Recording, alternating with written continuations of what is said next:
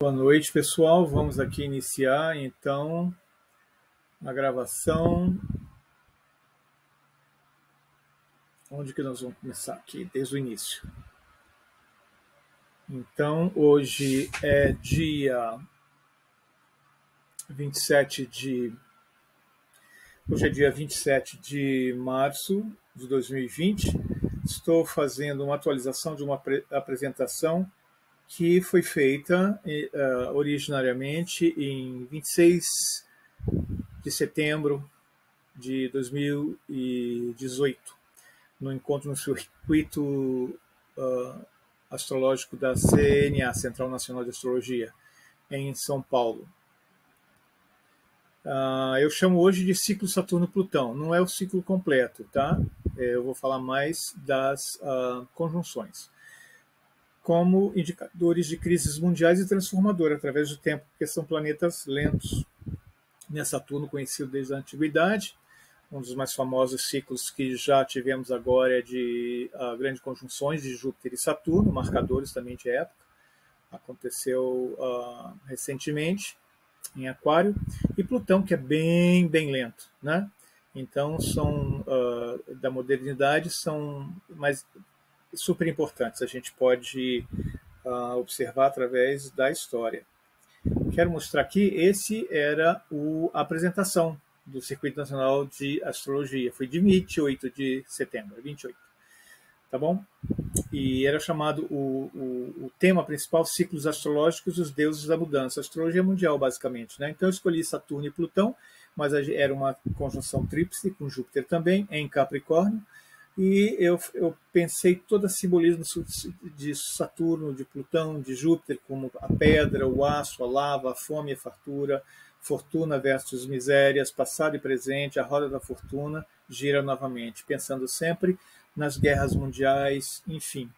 Não é? A gente estava prevendo, você vê que foi em 2019, uma grande crise mundial de ordem estrutural e econômica, mas foi totalmente imprevisível a questão sanitária da pandemia, o que não era desconhecido do grande astrólogo francês André Barbeau, que deixou num livro de astrologia mundial sobre esse ciclo que ele estudou, pesquisou, e também ficamos sabendo que o grande astrólogo europeu, eu sempre esqueço a origem dele,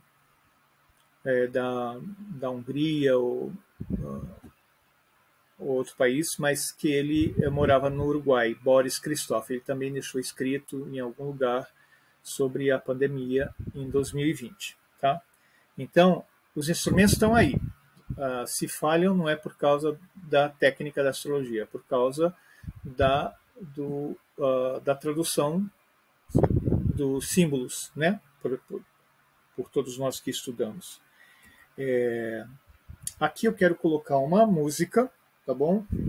Para que vocês possam ouvir a trilha sonora que me inspirou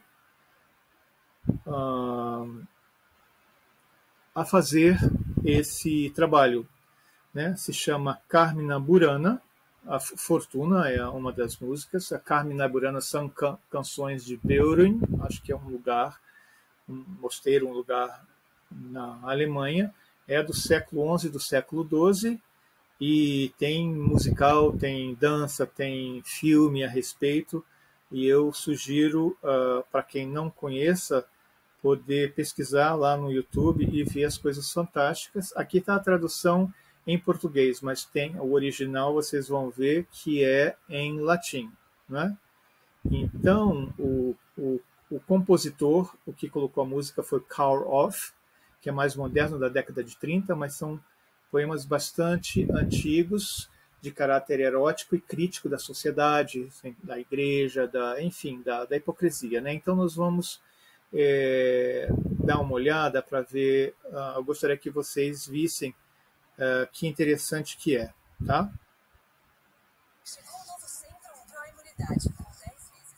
Só um minutinho. Pode acompanhar a letra, mas pode fechar os olhos também, só para sentir a força e o poder dessa música.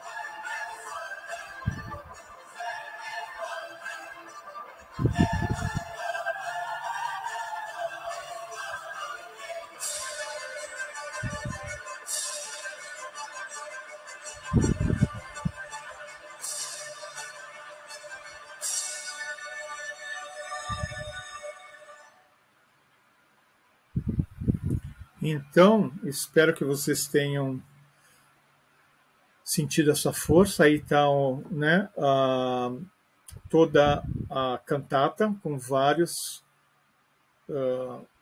poemas que foram musicados. Não é? Eu mostrei só uma delas, uma das mais conhecidas, mas existem várias outras músicas que vale a pena serem. Eu quero começar por Júpiter, né, que é a prosperidade e fortuna, que acho que todo mundo adora na astrologia. Júpiter, principalmente quando ele está transitando num signo em que ele tem uma dignidade planetária, como, por exemplo, Peixes, que ele está agora, a dignidade noturna, porque ele rege junto com Netuno, e em Sagitário, o signo de fogo. Júpiter é uma figura, né? Ele representa, na teoria dos 4 temperamentos, o elemento ar, né? Por causa do temperamento sanguíneo, que é essa coisa de festa, de fartura, comida, bebida. Então, quando ele transita em outros signos em que ele não está confortável, existe uma crise ou desafios para se adquirir essa prosperidade e fortuna. Por isso a roda da fortuna ela gira, porque conforme os trânsitos planetários de escassez e de abundância, Júpiter e Saturno, as pessoas individualmente, coletivamente, com a família, não é, com aquela tradição do sobrenome, na cidade, empresários, enfim, indústrias, a gente vê isso nos jornais, vê em filmes, na literatura, que é um sobe e desce, a roda da fortuna, né? Às vezes a gente está no alto, às vezes está embaixo. Isso é muito característico, já tem estudos sociológicos com muitas pessoas que ganharam milhões na loteria acabaram perdendo praticamente tudo, né? Porque a roda da fortuna continua girando, né? E isso mostra através do tempo, às vezes longos ciclos, não é? Que um partido político, uma religião, uma ideologia, um país do mundo, não é? Um reinado, tá? Um império está por cima e depois eles caem em decadência, fica por baixo. Assim a roda vai. A Carmina Burana fala muito disso, porque eram aqueles, né, fala daquela coisa bem jupiteriana, de orgias, do abuso sensorial, hedonista, né, enquanto criticavam a seriedade, da igreja e da política e da hipocrisia né, dos reinos. Então, é bastante interessante. Tem um trabalho, a minha colega Consuelo me passou, depois eu vou ver a fonte, eu tenho em escrito, mas não tenho link, em que é um trabalho acadêmico aqui, de uma, acho que professora doutora em São Paulo, que fez essa pesquisa com a parte histórica da Carmina Burana, que é muito interessante conhecer, é uma fonte cultural incrível. Tá? E depois que a gente passa dessa fase de bonança, né, que é Saturno, Sagitário, casa 9, a gente vai chegar até Cronos, Saturno. Né? Cronos era chamado na Grécia, Saturno em Roma, deus romano, que estava sempre ligado a coisas, infortúnios, a morte, a miséria. Ali tem um símbolo, né, do próprio Deus ali, ó, duas figuras do Deus Cronos, né, devorando os seus filhos, e depois a esposa salva o mais velho, que cresce longe, né, colocando uma pedra no lugar do bebê que ele engole, e o Júpiter, é justamente o Júpiter. Né? Então tem essa briga de pais e filhos, né, de gerações muito, sabe, da tradição e da modernidade, enfim, né, do simbólico e do concreto. A gente vê Júpiter e Saturno estão bem claros nas fases das artes, né, que se sobrepõem em sequência, não é tanto na música quanto na literatura, na pintura. A gente tem o classicismo, o realismo, que é mais saturnino, mais sóbrio. Depois a gente tem o barroco, e depois a gente tem o romantismo, que é bem típico jupiteriano, e assim vai. Quer dizer, está bem expresso na nossa sociedade. Então, olha, essas imagens que eu peguei na internet mostra, não é, imagens de sonho, imagens do medo, do subconsciente. Tem um aspecto psicológico, você que se expressa pela arte. Eu acho fantástico essa união da arte com a astrologia. Bom, eu acredito que aqui, vou começar então da onde eu parei, depois eu corto, tá? Aqui, olha, continuo mostrando todas essas figuras, como eu falei, que o Darth Vader, que vem na carta do tarô, enfim, vários aspectos. E observem sempre a cor negra, né, simbolizando a noite, o desconhecido, o luto, a morte, e também as máscaras, né? Sempre as máscaras estão relacionadas na astrologia ao signo ascendente, é aquilo que a gente mostra ao mundo muitas vezes, não é? E escondendo o verdadeiro modo de ser, que é o nosso Sol, né? Não só o signo solar, mas o Sol na casa astrológica, seus aspectos, e também a Lua. Todos isso é tirados de filme, não é? E sugerindo uma coisa do submundo, ou seja, também das imagens medievais diabólicas, né, que são instintos e pensamentos desse tipo de mórbidos, né, como também as coisas, a criminalidade e tudo que existe no submundo de terror, não é? A guerra, a gente vê, enfim, as destruições, tudo isso tem que estar simbolizado na astrologia de alguma forma, né? A astrologia antiga via mais com Saturno, hoje a gente vê mais com Plutão, que é um super malévolo, né? Como se fosse o Saturno mais Marte. Esse filme, gosto muito dele, né? Que ele remete, você vê ali na foto à direita superior, ali soldados da época da guerra, não é? Acho que é da Segunda Guerra, né? O portal tem sempre, toda a iniciação tem esse símbolo de um portal, né? De duas dimensões, da inocência para a idade adulta, ou para a perda da inocência, sabe? Do status solteiro para o status casados, do estudante para o profissional, enfim, toda enfim, tudo que a gente, os ritos de passagem na na sociedade, né? Aqui embaixo eu acho muito interessante também ali embaixo à esquerda mostra ela comendo o que foi proibido, disse não coma nada que possa te ser oferecido, porque assim você fica devendo alguma coisa, você se nutre, se alimenta, né, daquele lugar onde você está e você vai ficar e ser prisioneira, né? Tudo isso aí é simbólico, gente. A árvore, o olho na palma da mão, o labirinto, né, do fauno. Esse filme que eu acho que ganhou Oscar também e vale a pena ser assistido, tá? Aqui temos mais outros simbolismos, né? Você vê o Batman, que é o cavaleiro, né? O cavaleiro da noite, o homem morcego, essa melancolia que ele traz, mesmo na vida real dele, do Bruce Wayne. Aqui no meio parece aquele Deus, né? Olha, você vê a mão ensanguentada, o Deus Anubis, que tem essa máscara de chacal, tá? Aqui no superior, não sei quem lembra, assistiu na parte superior à esquerda, aquela máscara da Hacking que aparece, né, assombrando como se fosse a morte do pai do Amadeus Mozart, né? Quase no final do filme é surpreendente também, é muito marcante, tanto a máscara, a figura, quanto a música que ele estava compondo também. Como eu falei antes, o que eu vi o oposto disso, né? A personagem Poliana, né? Que apareceu em livro, aparece em filme. A Poliana é aquele o oposto da inocência, né?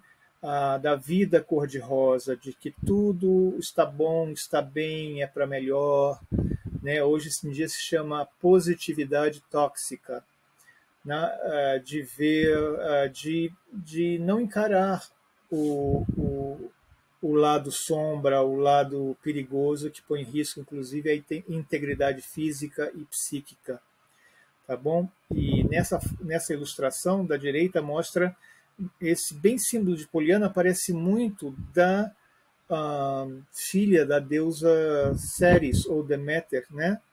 Que era essa chamada na Grécia ela é chamada de Perséfonis, e acho que na mitologia em Roma ela é Proserpina, alguma coisa assim. E parece a inocência, a juventude, a virgindade, o belo, a paz, e ela ali colhendo flores. E esse símbolo das flores é realmente um símbolo de Perséfone, porque foi assim que ela foi raptada pelo deus dos infernos gregos, Hades, né? Enquanto ela eu muitas vezes perguntava que flores é essa que ela estava colhendo, né? Seriam rosas, seriam margaridas, alguma coisa diferente ou especial? Então, imediatamente quando eu pensei isso, eu me lembrei da flor de mandrágora, por causa da raiz. Olha uma raiz com, né, aparece até ali no Harry Potter, que tem esse formato humano, né, parece um embrião, parece um feto, parece alguma coisa que estava enterrado, não completo, tem alguma coisa de humano, de submundo, então, né, e a mandrágora o chá, a raiz, a mandrágora é bem perigoso também, então é uma flor de risco. Hoje a gente sabe que aquelas flores que ela estava colhendo eram narciso. E a flor do narciso tem o mito do Narciso, que né, se adorava a sua imagem no lago e que deu origem ao narcisismo, né? Então sempre existe uma forma de narcisismo né, em seu cidadão de bem, ou então ser o bom moço, o perfeito, aquele o escolhido, que vai para o céu, ou que não tem máculas, ou se tem, se confessa e depois os pecados são perdoados, enfim. Toda essa história que nós estamos contando hoje, né, é arrancada essa ilusão quando Saturno e Plutão fazem aspecto no mapa astrológico de nascimento por trânsito, né, de uma pessoa ou de uma cidade, de um país e da cultura, né? Então, olha aí Perséfone na minha concepção, depois que ela se casa com Hades, o deus dos infernos gregos, do submundo, ela volta a passar 6 meses com a mãe dela, que tem saudades, né? Mas ela já não vem mais como Poliana, como virgem, como inocente, ela já vem como uma dominatrix, né? Já vem mandando, toda poderosa, empoderada, como a Anitta, como a Madonna, que Madonna principalmente, né, que se revoltava contra os dogmas da igreja e revolucionando tudo através da sexualidade, claro, e da música, né? Então, muitas vezes a transformação da, da adolescente é um tipo de mulher assim temida, respeitada, empoderada, mas ainda infelizmente no patriarcado continua sendo um objeto de desejo, um objeto de prazer, né? Essa ideia dos infernos me lembrou muito essas figuras dos íncubos, são demônios masculinos, e os súcubos são demônios femininos que roubavam a energia sexual durante o sono. Então, as poluições noturnas dos adolescentes era falado, né? Aquelas histerias dizendo que esses espíritos vinham no sonho à noite perturbar e roubar energia dos seres humanos. Não é? E aí existe uma vasta literatura, forma de se proteger através de orações, através de amuletos, mas esse também é alguma coisa que está integrada no subconsciente, por causa da nossa sociedade reprimir tanto a sexualidade e tudo que acompanha a sexualidade, incluindo a sua carga energética e simbólica, para além do prazer. Ou seja, isso é bem típico, né? A gente fala os vampiros amorosos, pessoas mesmo que sugam a energia dos amantes mais do que dá, do que compartilha, né? Isso está ligado ao narcisismo também. Acho que a psicologia, a psicanálise, a psiquiatria, o ocultismo trata muito bem, e há também outros. Tem um livro do Dr. Eliezer Mendes, médico baiano, que eu admiro muito. Ele criou a psicotransiterapia. Pode procurar lá no Google, na estante virtual, esses livros, né? Personalidade Intrusa, Sexo e Transe, e fala muito das terapias que eram feitas antigamente na década de 80, hoje a gente podia chamar de constelação familiar ou de apometria, e que se tratavam pacientes que tinham esse tipo de obsessão, de perturbação noturna, e lá está bem explicado nos livros dele, né? A gente não poderia deixar de falar das guerras e ver os mapas onde estavam Saturno e Plutão na época das guerras, na época de terremotos, tá? Então veja aí, Primeira Guerra, Segunda Guerra, terremoto na Indonésia, terremoto no México, 1985, vocês lembram? E é interessante para mim que na época que eu apresentei, em 2019, depois veio a pandemia, a gente viu que a crise econômica apareceu, né? E eu falei assim, a gente não esperava claramente que a pandemia em forma de saúde e de morte e de parte sanitária estivesse tão presente como esteve, mas o que era previsto, a guerra, não apareceu, justo naquela época que Marte estava transitando também, né? E Sol passou em Capricórnio, então, enfim, foi muito planeta passando em Capricórnio nessa época em que Júpiter e Saturno estavam lá com Plutão. O que nos surpreende é que 2 anos depois, quando retorna Marte para Capricórnio, nesse ponto onde estava Saturno agora já está, né, em Aquário, esse ano, o que a gente tem? A deflagração de uma guerra destruidora, né, na Europa, e que pode criar um risco de destruições e envolvimento de outras ações muito maior do que está agora. Tá? Então a gente vai precisar ficar monitorando muito na astrologia mundial os planetas, principalmente os eclipses, nesse ano, 2022, né? E possivelmente 2023 também, quando Júpiter já entra em Áries, porque foi uma surpresa ver que até esse elemento histórico, simbólico dos ciclos astrológicos de Saturno e Plutão voltou a ser verdade nesse ano, né? Eu queria mostrar aqui que essa época foi especial e raríssima, porque não é só o ciclo de Saturno encontrando Plutão em qualquer signo do zodíaco, não. Em signos cardinais, como aparece aí, olha, em Câncer e Capricórnio. Vocês estão vendo? Os três, Júpiter, Plutão e Saturno, tem nó do norte e nó do sul em Câncer e Capricórnio, em diferentes graus. Esses graus mudam muito lentamente. Júpiter é 10 graus e 14, Plutão 19,54, isso é de 1980, então Plutão já está no grau 20, né? E Saturno, grau mais além do grau 23. O que eu quero mostrar é que não só a Lua tem nodos planetários, eu digo, nodos lunares ascendentes e descendentes, que a gente chama de cabeça e cauda do dragão. É como se Júpiter e Plutão e Saturno tivessem uma cabeça e uma cauda de um dragão jupiteriano, plutoniano e saturnino. E isso de uma forma heliocêntrica e geocêntrica também. Então, se vocês procurarem no Google nodos planetários heliocêntricos de Júpiter e Plutão, vocês vão achar isso. E vejam, cai em Câncer e Capricórnio. Câncer é onde estava Plutão na sua descoberta, na época da guerra, não é? E daquela destruição familiar. É Câncer.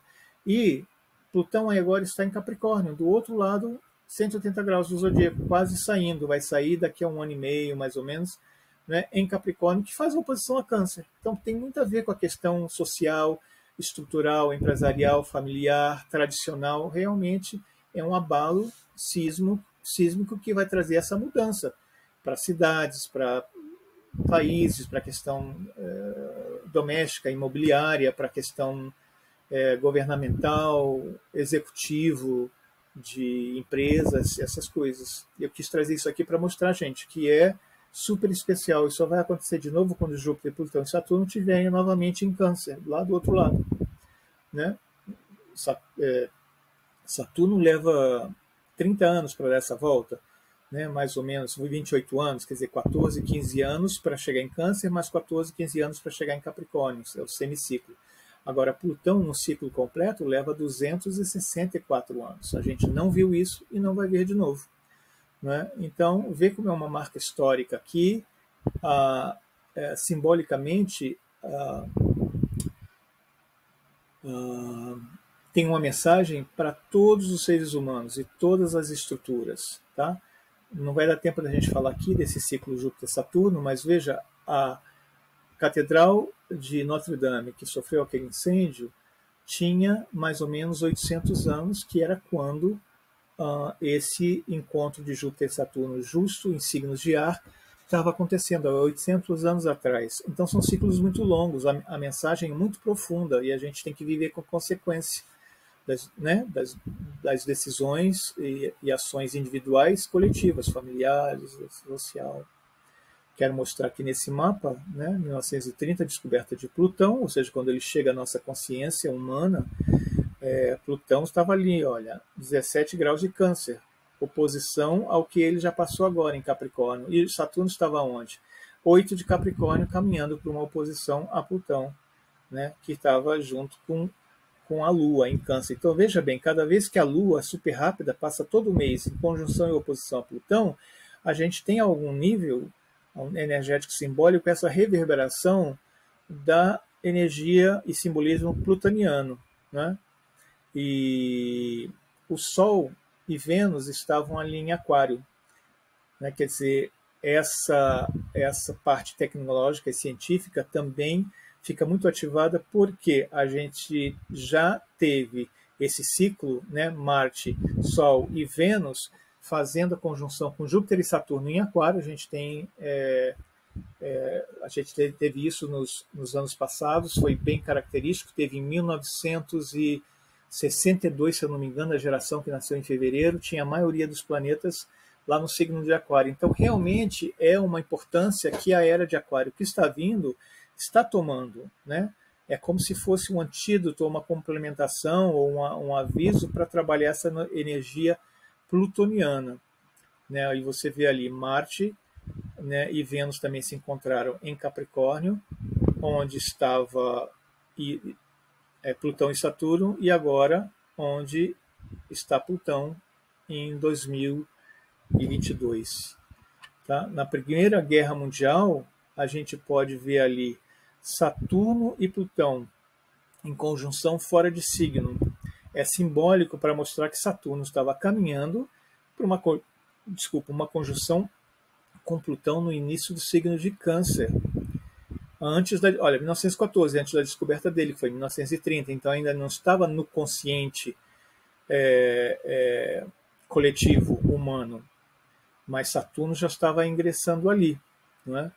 E isso e lá embaixo a gente pode ver o que? Júpiter, que esse estava em Aquário, Urano estava em Aquário, aonde esse signo está tão marcante agora também na grande conjunção de Júpiter-Saturno em Aquário, que vai marcar os próximos 20 anos e daqui a 60 anos eles voltam a se encontrar em Aquário de novo, Júpiter e Saturno. Esse grande ciclo é um dos mais importantes da astrologia mundial para a astrologia tradicional antiga. E a gente tem que observar, todos nós, astrólogos, estudantes, enfim. Sabe por quê? Porque isso se reflete na produção cinematográfica, né? Nos zeitgeists, na cultura, na arte, nas coisas que estão na televisão. Elas acabam... Né? Os artistas são super sensitivos, né? Os escritores, os roteiristas, enfim, tudo isso vai se manifestando. Então, são sinais que, se a gente não prestar atenção, com desculpas de que está ocupado, trabalhando muito, pagando a hipoteca, dando conforto para os filhos, a gente vai, sabe? Então, imagina essas pessoas que davam desculpa lá na Ucrânia, que não tinha tempo para isso, não tinha tempo para aquilo, para espiritualidade, para astrologia, para ver o ciclo, para ver isso, para ver aquilo. Hoje em dia, tudo aquilo que elas estavam, né, aposentadoria, comprar casa nova, carros, a escola dos filhos, do que adiantou esse tipo, né? Infelizmente, porque nos pega de surpresa, não só uma guerra, mas um terremoto e uma pandemia, sabe? Então, o que existe, essa é uma lição de Saturno muito forte, é o aqui e agora, o presente momento. Esquece o passado, esquece o futuro, ou pelo menos a preocupação não deve ser tão grande a ponto de roubar a energia nossa a nível individual. Agora imagina familiar, coletivo, profissional.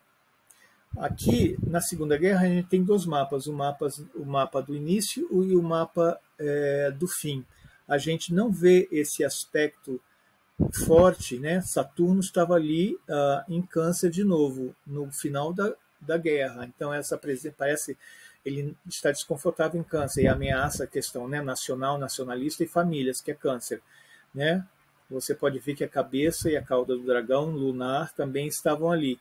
Já mostrei antes que quando passam planetas ou pontos sensíveis em Câncer e Capricórnio, eles se encontram com os nodos planetários de Júpiter, Saturno e Plutão. Plutão já estava ali na geração em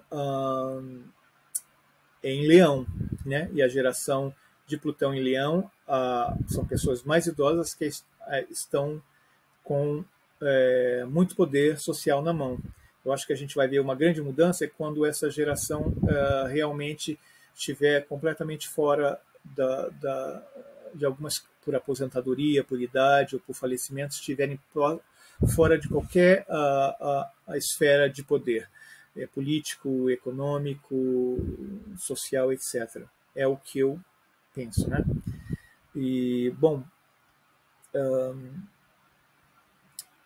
no mapa, você pode ver no mapa do início da guerra, a gente só vê ali Marte, novamente em Capricórnio, que a gente já viu, ele está exaltado, e quando ele passa em Capricórnio, com ou sem planeta para fazer conjunção, como fez agora, ele passa pelos nodos lunares, os nodos planetários heliocêntricos ou geocêntricos dos planetas lentos, Júpiter, Saturno e Plutão. A gente precisa ficar de olho quando ele está ali. Outro lugar também, colegas já viram isso, quando ele cruza 0 grau de Capricórnio, 0 grau de Câncer, está saindo de Gêmeos e Sagitário, como foi o caso, né? Quando ele estava ali entre Sagitário, ele pode sair do limite em declinação, do limite da eclíptica. Então ele fica mais agressivo, né?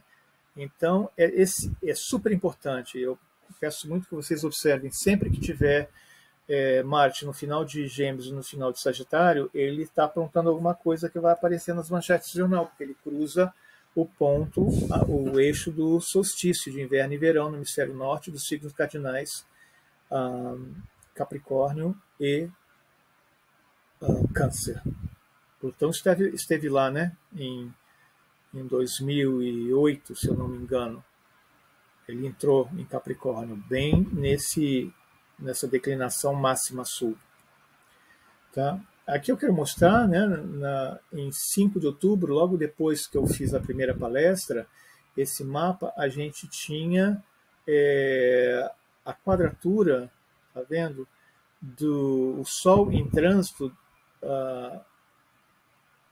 em Libra, ali na casa 7, a 12 graus, estava fazendo a quadratura à Lua e ao nódo lunar. O nódo lunar, a gente sabe quando o Sol, Lua, está junto com o nódo lunar, sul ou norte, cabeça do colo do dragão, nós temos os eclipses, total ou parcial, não é? E cada vez que o Sol, no movimento, ele faz quadratura aos nodos, também se repete esse simbolismo chamado de Lua Wobble. Gostaria que vocês ficassem familiarizados com essa expressão, Lua Wobble, W-O-B-B-L-E, e fossem depois dar um Google em inglês, Moon Wobble, para você ver essa pesquisa de um professor da minha professora norte-americana sobre os eclipses e o período a Lua Wobble. A Lua Wobble é eclipse e existe o período não eclipse da Lua Wobble, né, que é um período de estabilidade quando o Sol faz 90 graus. Isso acontece geralmente 86 dias e meio depois de um eclipse ou da conjunção de um eclipse e conjunção do Sol com cabeça e cauda do dragão. E Plutão aí já estava direto, né? Então você veja 2019 já para chegar lá, Júpiter em Sagitário já ia ingressar, se juntar essa turma, a Lua passando ali todo mês, o Sol ia chegar ali, olha, em outubro, o Sol ia chegar ali em janeiro, junto com esse povo, e depois lá chegou Marte, tá vendo? Em Libra, estava atrás. Então fez esse peso muito grande de energia capricorniana, que tem a ver com ordem executiva, governos, né? Cargos de os CEOs, os cargos executivos de grandes conglomerados de empresa, e o que aconteceu logo em 2020 com a pandemia. Queria chamar a atenção de você. Olha, justo em 2020, quando a gente teve o eclipse lunar, né, a Lua estava em Câncer, não só domiciliada, mas ela vai passando ali, junto com o nódo, do seu próprio nódo, no signo de Câncer, que é onde estão os nodos planetários heliocêntricos ou geliocêntricos, os nodos norte de Júpiter, Saturno e Plutão. E no hemisfério sul, ou na declinação sul, lá estava cauda do dragão, Júpiter, Sol, Mercúrio, asteroide Ceres, Saturno e Plutão em Capricórnio, passando a conjunção exata, tá vendo? Basicamente de graus, Saturno e Plutão, e depois por ali passou o Sol, depois passou Júpiter, depois Marte já estava em Sagitário e ia passar, né? Estimulando não só os planetas, gente, mas os nodos planetários sul, descendentes heliocêntricos do próprio Júpiter, do próprio Saturno, do próprio Plutão. E isso só acontece, não sou bom matemático, mas vai demorar muitos séculos para isso acontecer de novo. Quero mostrar aqui, acho que já está acabando os mapas, né, que da conjunção de Saturno-Plutão, que eu acho que foi o que a gente falou um pouquinho, o que foi o exato, né? Foi um pouco depois, está vendo, a Lua está em Leão, em 12 de janeiro de 2022.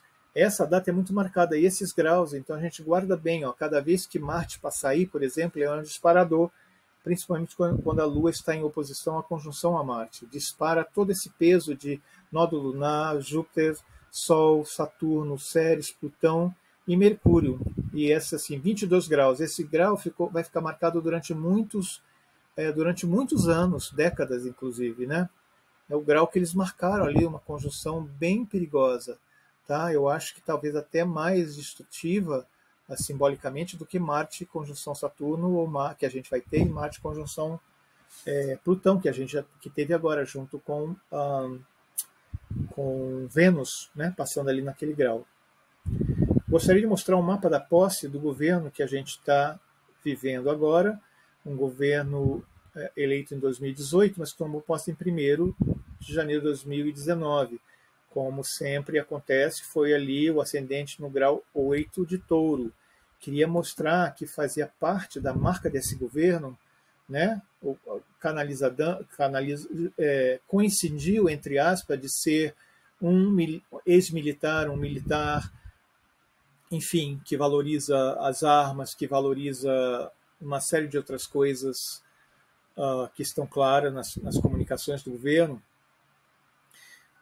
estava justo ali. Veja, Sol, que representa o rei e o presidente, junto com Saturno, que é o representante simbólico de Capricórnio, do meio do céu, né? Representa ali, Capricórnio é a própria casa 9, né? Saturno é dispositor de todo esse povo aí, de Sol e Plutão. Estava ali caminhando para a conjunção com Plutão, em conjunção com Sol, e a cauda do dragão lunar. Tá? Isso é muito importante, essa marca do governo. Né? E como é uma posse que dura 4 anos, um governo que dura 4 anos, vocês estão vendo assim a linha vertical do meio do céu e fundo do céu, Leão e Aquário, e a linha horizontal de Touro e Escorpião, com Lua e Vênus e Ceres, os 3 símbolos femininos, em Escorpião na casa 7.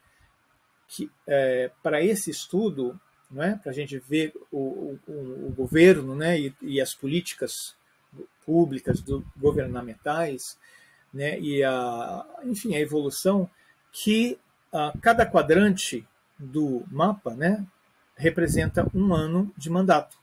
Do ascendente ao fundo do céu, que vai de Touro até Leão, é o primeiro ano. Depois de Leão a Escorpião é o segundo ano. De Escorpião a Aquário foi o terceiro ano, ano passado, e agora o último ano do mandato do governo, antes das eleições, de Aquário até Touro, nesse mapa aí. Você vê, então, que o ascendente dirigido, tá, dando a volta aí em 4 anos, ele vai cruzar por Netuno, vai cruzar por Marte, vai encontrar Ceres, a deusa da discórdia, que está junto com Urano, surpresas, lá no final de mandato. E isso mostra uma crise, está vendo ali Sol na casa 9, Sol, Saturno e Plutão? Então, cada vez que o ascendente dirigido desse mapa passava nas casas nas casas cadentes, né? Casa 3, depois casa 6, foi casa 9 e agora casa 12 no final de mandato, que coincide com o final do ano. Existe uma crise para a figura do presidente e para os símbolos de poder e de todas as forças políticas, né, Plutão e Saturno, ocultas ou reveladas, que apoiam o governo. E isso a gente vai pagar para ver. Né? Isso vai virar histórico, é um documento histórico. Tá? Isso eu acrescentei agora, não estava logicamente, na minha palestra de 2018 ou 19, porque eu acho que é 2019, viu, gente? Eu me enganei, mas acho que foi setembro de 2019, se eu não me engano. Porque foi antes, eu fiz essa palestra antes da conjunção 2020.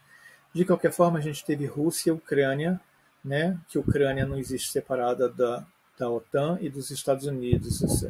Quem estuda história ou a política sabe muito bem essa dinâmica do Ocidente com o Oriente, da Rússia com a OTAN com os Estados Unidos, e nós não vamos entrar agora, pelo menos, na questão política ideológica, né? Porque senão vai ficar difícil, fica difícil fazer astrologia política mundial, né? Se a gente não ficar com os símbolos que mostram aí. Nós não vamos fazer essa interpretação, como vários colegas estão fazendo ou fizeram, mas mostra bem ali, vocês estão vendo aqui em Capricórnio, na casa 11, a conjunção de Vênus, Marte, no grau 22, onde estava, lembra onde eu tinha falado antes? 22, onde estava Plutão com Saturno, aqui está Marte, 2 anos depois, de 2020 a 22, no grau 22 de Capricórnio, ativando aquela grande conjunção Saturno-Plutão. E Plutão ainda está aqui, então o Marte ainda fez e Marte agora vai caminhar para uma conjunção com Saturno. E depois, mais tarde, ele vai se encontrar aqui, tá vendo?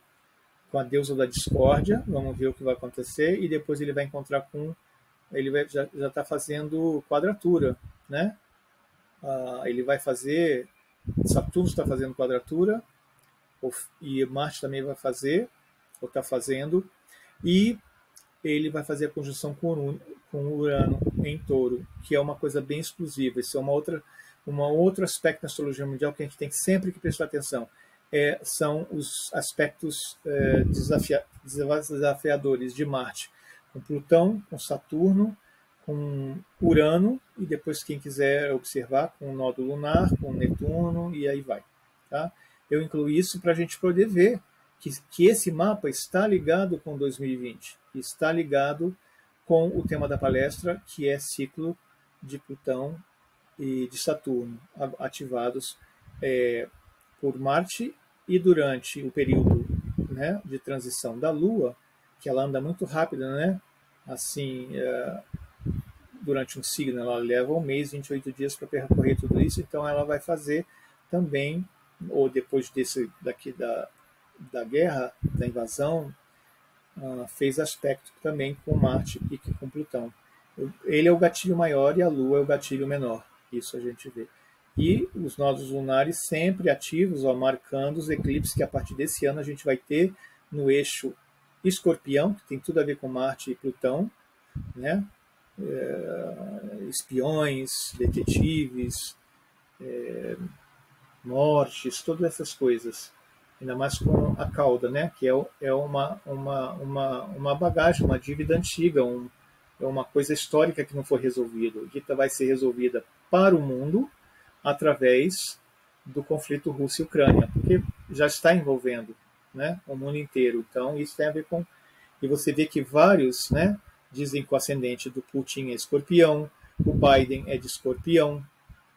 Aqui no Brasil, os pré-candidatos têm 3 de Escorpião. Nós estamos vivendo nessa fase Escorpião e Aquário. São os 2 símbolos, 2 signos. Quem quiser, estude bastante, tá? Na tradicional, na védica, na Índia, na helenística, na psicológica, kármica, o que é Escorpião e o que é Aquário. É isso que nós estamos vivendo atualmente, temos vivido, e agora para o futuro também continuaremos vivendo esse simbolismo. Tá? Deixa eu ver. Aqui eu vou pedir licença para vocês, na apostila e no e-book que eu estou fazendo dessa transcrição da primeira palestra, está bem explicadinho isso, são o dia e o grau, né? Que cada grau do zodíaco, quando a gente fala 25 graus, 22 de Capricórnio, esses graus, eles correspondem a uma data de aniversário, era onde o Sol estava passando. Nós temos o calendário solar, né? Então o mapa, o Sol vai passando por esses graus e ele vai fazendo conjunção e marca então a data de aniversário das pessoas que estão mais expostas a essas mensagens, a esses recados, porque você transforma os graus dos planetas em trânsito e durante os eventos nos aniversários da data de nascimento das pessoas. Não vou muito alongar, mas quem quiser depois o e-book, a apostila, vai ter um capítulo que fala só sobre isso. E no final vou dizer, não me deixem esquecer, né? Que quem fizer o contato através, não adianta no YouTube e nem no Facebook, mas através do WhatsApp da Astrocabana, do meu selo, ou do Instagram do Astrocabana, ou do e-mail que eu tenho, tá? Que vai aparecer no final. Quem tiver interessado no e-book pode solicitar lá, tá? Aqui também não vou demorar muito tempo, isso está bem explicado lá.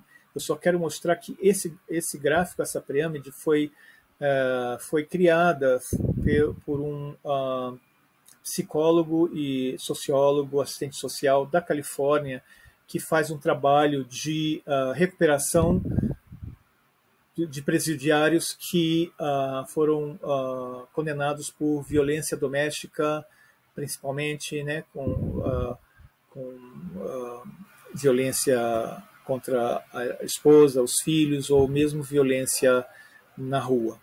E eles fazem esse trabalho para descobrir o quanto eles são vítimas da própria violência institucionalizada, o racismo estrutural, enfim, tudo isso que nós temos na sociedade e que a gente, aos poucos, está dando importância agora, não só numa questão identitária de ideologia, mas aquilo que se solidifica como justiça social das pessoas mais vulneráveis, tá? Então mostra isso aí, por exemplo, os mais poderosos e menos vulneráveis à guerra, à política, à questão financeira, né? E como a gente vê agora aí a instabilidade alimentícia, né? O ser masculino, o homem, quando nasce, ele já nasce com um carimbo de poder. Então, ele tem mais oportunidades. Né? Não quer dizer que ele vai ser sempre o rei da selva, todo o ser masculino. Mas é o que menos vai sofrer a violência, é o que tem mais chance de vencer. O caucasiano, né? Então, no Brasil, nós somos bastante mestiços, mas, enfim, na Europa, nos Estados Unidos, o caucasiano tem um poder maior do que as outras raças asiáticas, africanas, indígenas, né? Logicamente, se a gente vai para o Oriente Médio, para a Ásia, para a África, lá a força política e econômica estão com as raças desses povos. Então, a gente precisa adaptar esse gráfico para cada país, tá? O hétero, aqui ele chamava o hétero que ele ia dizer, o homem que é caucasiano, casado e com filhos, tem um poder maior por aqueles que não são casados, não têm filhos ou não se identificam com a heterossexualidade. Uma mulher caucasiana e heterossexual, casado e com filhos, tem mais poder do que um homem ou uma mulher não caucasiano e não heterossexual. Um adulto tem mais poder que criança e adolescente. Quem é chefe, empresário ou supervisor, enfim, na escala, tem mais poder dos assalariados, que não estão em cargo de chefia. Os professores têm mais poder do que os alunos na sala de aula. O diploma, o grau de educação de cada um na sociedade dá mais poder para quem tem um diploma universitário, uma pós-graduação, um mestrado, um doutorado, né? Quem tem um ensino técnico para, por exemplo, quem não sabe ler e escrever, quem só tem o ensino básico, quem não tem outros diplomas. Há uma discriminação, por isso também social. E a questão das finanças, aí não precisa nem discutir, né? Quem tem mais dinheiro em banco, quem tem mais propriedades, tem mais valor, tem mais poder sobre quem não tem. Tá? É a questão socioeconômica. Isso a gente vê na televisão todos os dias, na fila do osso, nos sem-tetos, né? do padre Júlio Lancelotti. E, por incrível que pareça, a questão de corpo e saúde. Quem é atleta, quem tem o corpo perfeito, quem não tem nenhuma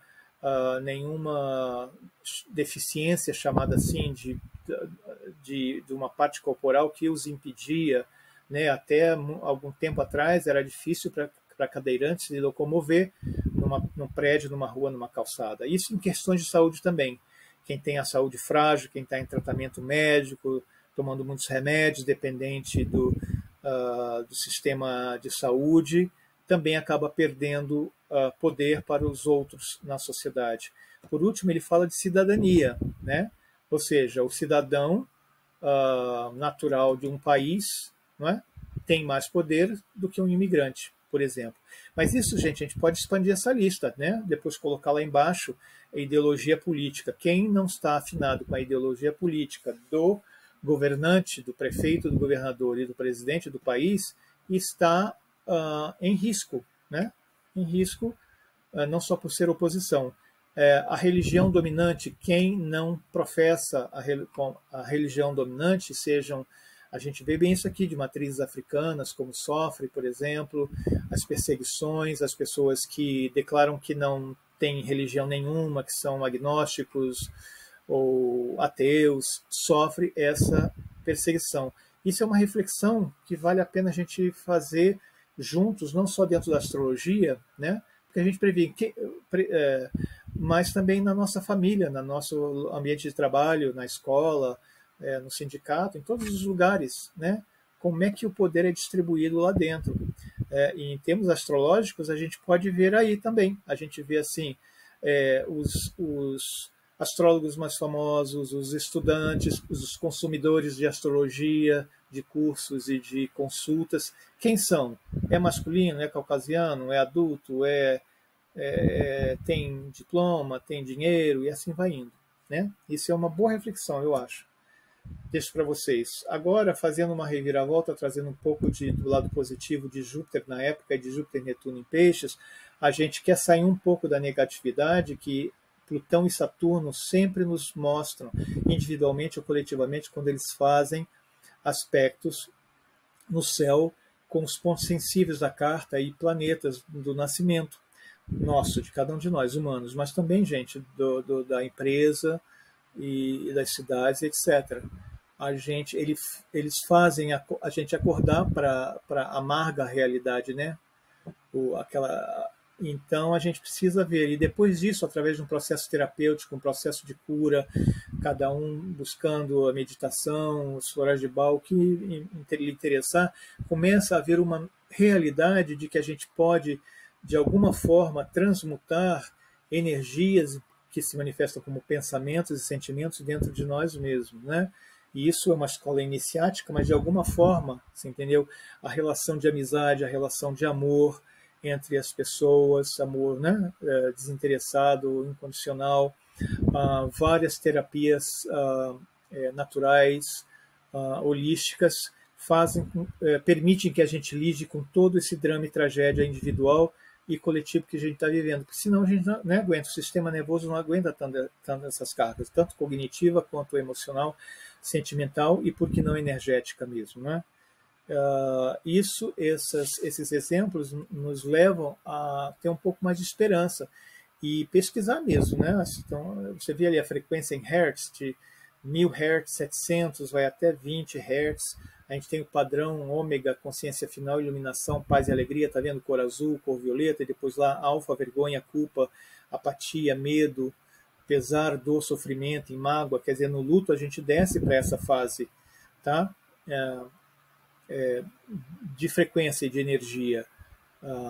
Isso pode ser medido, tá vendo? No violeta, a consciência expandida, a energia, isso se reflete em saúde, em prosperidade. Em vermelho lá embaixo está contraída a energia, não está disponível, deixa o sistema imunológico mais comprometido, a prosperidade, escassez, falta.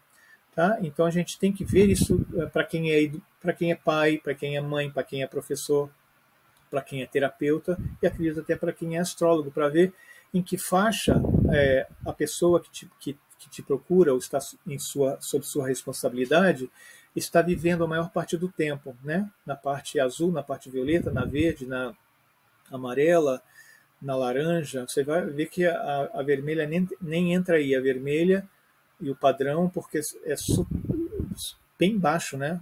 Põe um risco a saúde é um risco de vida. Vale a pena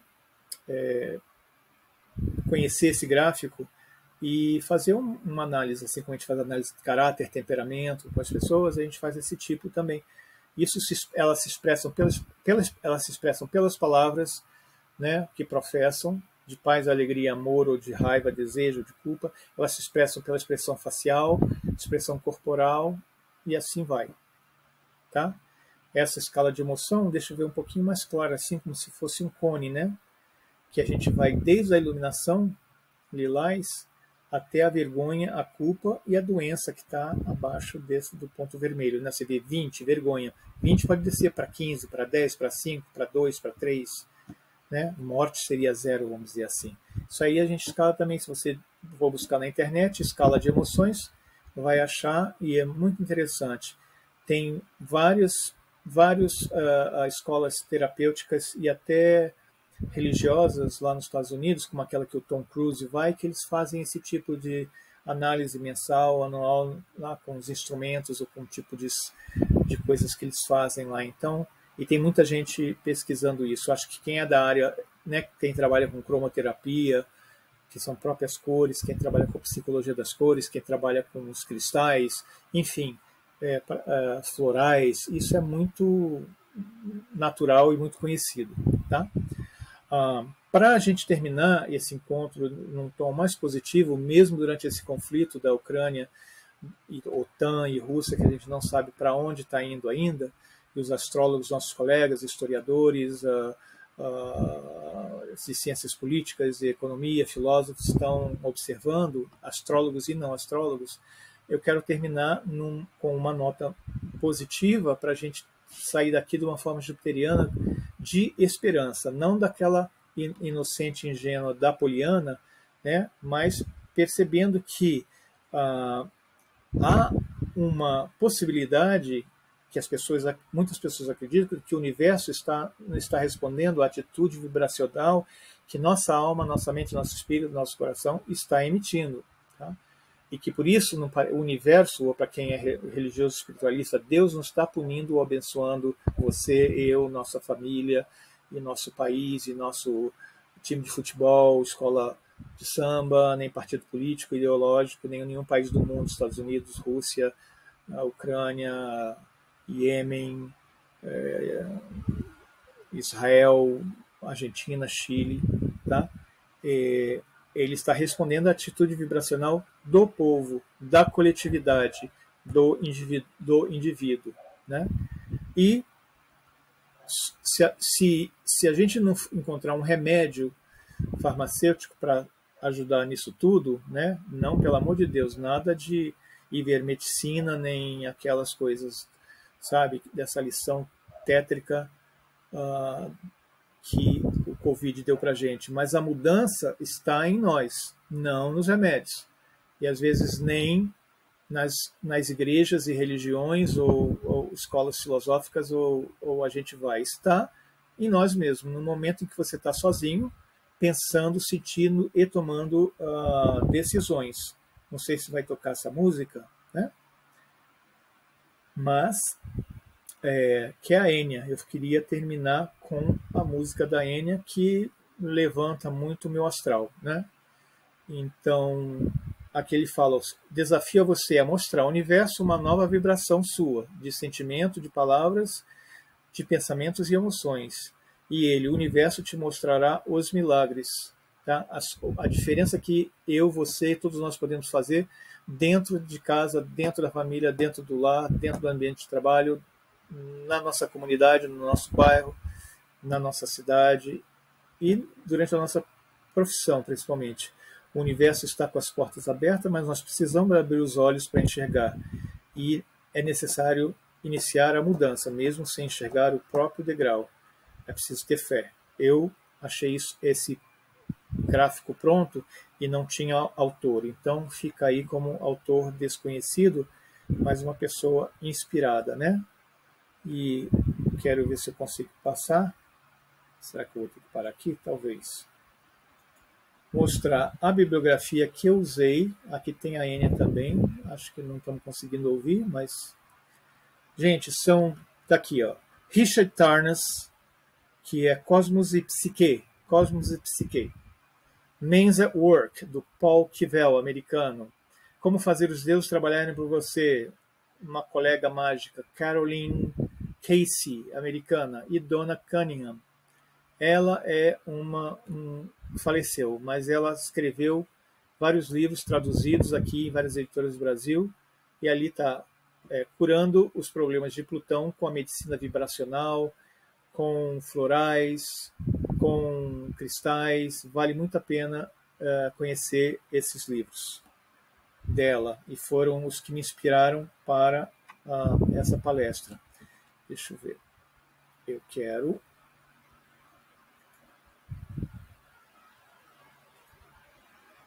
passar. Espero que seja a última página. Tá aí, gente. Foi um prazer estar aqui. Eu deixei essa pré-gravado para as pessoas poderem assistir a hora que elas quiserem, né? Sem esperar o momento da live do domingo que eu tinha marcado, né? Então aqui estão meus contatos. Eu sou carioca, moro nos Estados Unidos, moro em Campinas, no interior de São Paulo. Meu contato no Facebook para quem quer seguir, porque eu coordeno alguns grupos de astrologia mundial e de outras né, normal. O WhatsApp do Astrocabana é só para solicitação profissional de mapas astrológicos, do e-book que eu estou oferecendo dessa palestra, o texto e as fotos, e também para cursos. Tá? O e-mail, onde as pessoas também podem entrar em contato, solicitar, é o zod2k@americaonline.com. E no Instagram, quem quiser me seguir, Nando Astrocabana, ali sempre vou passando mensagem, informações astrológicas. Tá? O canal do Astrocabana no YouTube, provavelmente é esse que você está vendo. Gostaria muito que, se você curtisse, se inscrevesse no canal para poder aumentar nossos seguidores. Isso ajuda muito. Desse um like se vocês gostassem, indicassem o vídeo com um link para outros colegas, outras pessoas que você conheça que possam gostar desse conteúdo, tá bom? E deixe um comentário aí, se vocês quiserem, no YouTube também. Tá? Só não pode deixar ali o pedido do e-book, porque eu não vou conseguir entrar em contato com você.